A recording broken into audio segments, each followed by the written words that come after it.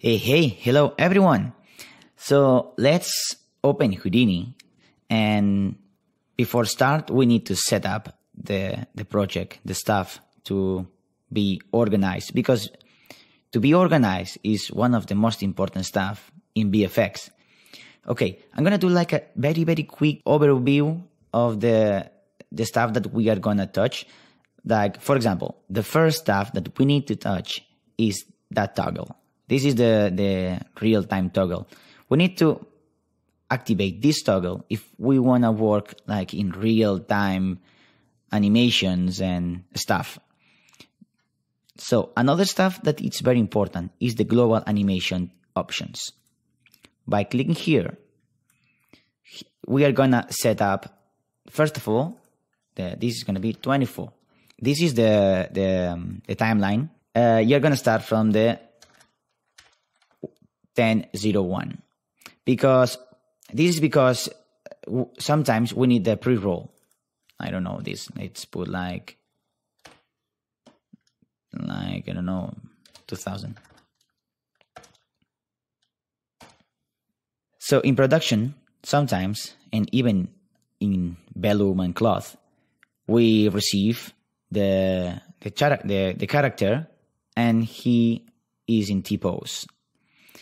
For example, we're gonna simulate from the 950, and we're gonna have all this pre-roll from this to the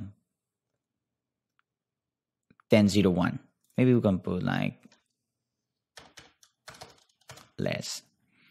So this is gonna be like from this to this, apply. Okay.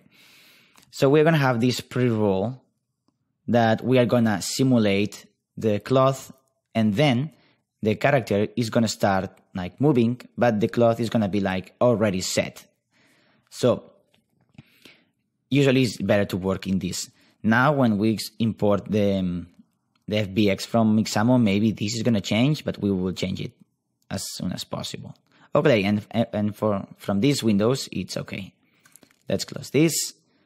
Another important stuff is the workspace. In this case, we are working in the build, but here you have like already workspace setups, which is like really useful if you don't want to create your own. But I really recommend you to create your workspace, your personal ones. So let's create mine, and if you want, you can copy.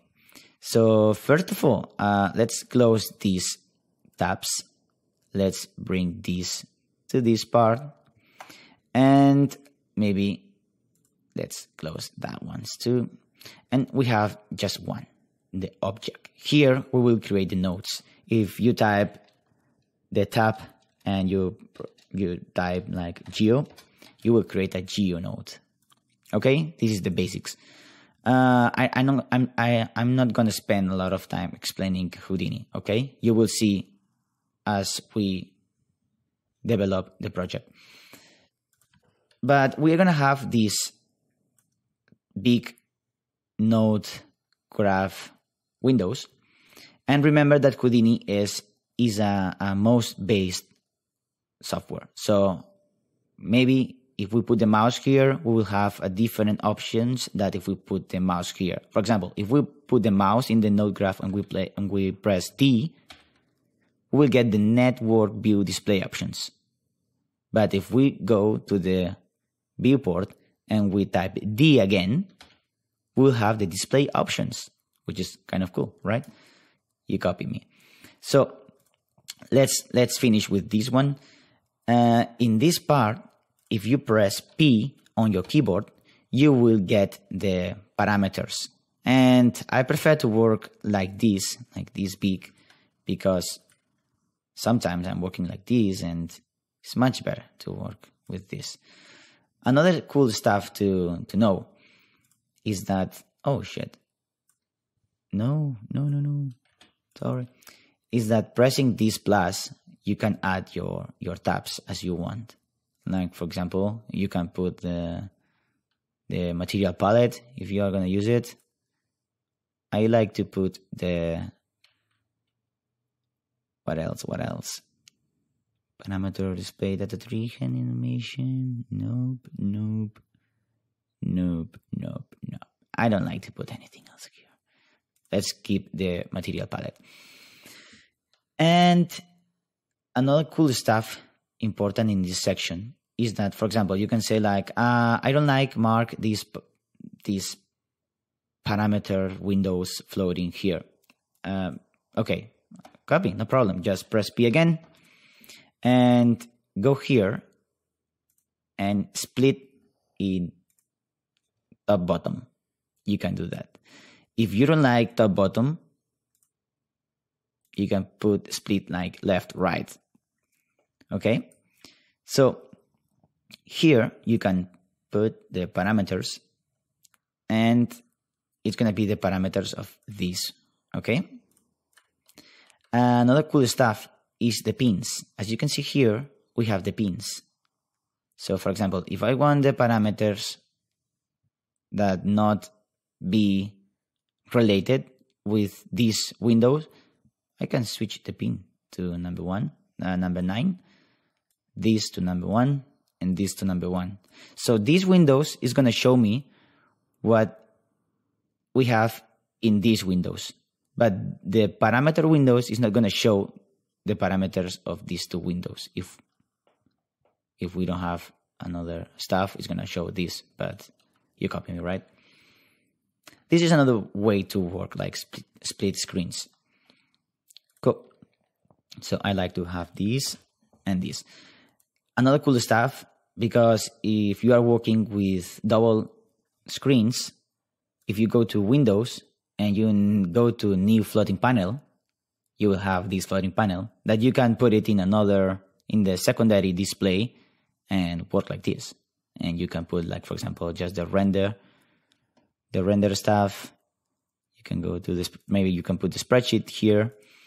Okay, build it as you want. Another cool stuff that I like to set up is go to these big windows and split it in top bottom. And here I'm gonna put my geometry spreadsheet. Viewers, where is it? Inspector geometry spreadsheet. I'm gonna close that.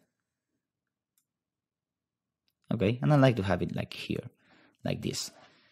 If you don't like to keep this all the time in your screen, just press these arrows and you're gonna hide. But if you just, I have to check my geometry spreadsheet, click here and you will get it. Okay. Another cool stuff is in the display options. If we press D, I like to have this gizmo here in the corner because it shows me where is the direction of the object. But another cool stuff is that if you go to guides and you go to showtime, you will know if you are working in real time or not. Like this gizmo, I forgot to, if you don't like it, you can go to floating gizmo and just hide. Or you can create the gizmo in the center. Like now we have all the time this gizmo in the center, but I don't like that one. I like to work with the showtime on because now we don't have anything, but sometimes when we are doing simulations, we need to know that this is like real time or not. And another cool stuff that I'm changing a lot is the color scheme, which it could be dark, gray, or light. Now I'm gonna work with a light one, but usually when I'm doing like particles or pyro, I prefer to work with dark. Okay, but now let's keep that one. And remember that here we can just hide or show our grid. And that's more or less everything. Let's set up our scene by doing a save as. This is the fastest way to set up our scene. But for example, me have the Markdown courses, John Wick course, Houdini, scenes, and I'm gonna do the Houdini course V001. Cool. And let's save it. Okay, why this is important? Because now if I create a node file and I have to import something, if I go to the heap by default, I'm gonna be in the Houdini folder, as you can see here. So everything is gonna be related to that folder. If you press space G, you will fit to your notes, just in case you are out and you cannot find the way back. And if you press O, you will have this little map, so you can drag, where are the notes here? Okay, fine, thank you. And yeah, as you can see, now we have our stuff already done with the spreadsheet here. And cool, that's all. See ya.